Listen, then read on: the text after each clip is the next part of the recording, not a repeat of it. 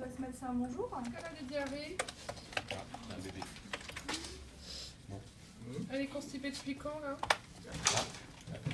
SOS Médecins rejoint la grève des généralistes parce que, d'une part, il partage un certain nombre d'idées communes avec les autres médecins libéraux sur ce qui représente donc le tiers payant total et obligatoire, sur la notion que la médecine libérale est en train de perdre du terrain au profit d'une médecine fonctionnalisée.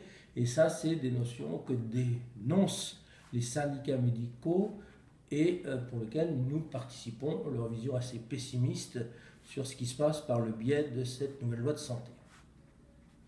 Le deuxième point, c'est que SOS Médecins a des préoccupations tout à fait particulières liées au pouvoir important des ARS qui avait commencé qu'on avait retrouvé dans la loi HPST de Roselyne Bachelot, mais qui ne sont absolument pas combattus, voire renforcés par cette nouvelle loi de santé, et qui correspondent au pouvoir important des ARS dont on commence à voir les effets délétères. Toutes ces pathologies-là, les pathologies douloureuses, les pathologies de la petite enfance, les pathologies des personnes âgées, elles peuvent très bien être prises en charge dans un certain nombre d'endroits où il y a des associations SOS Médecins disponibles par les faire, elles peuvent être très bien prises en charge à domicile.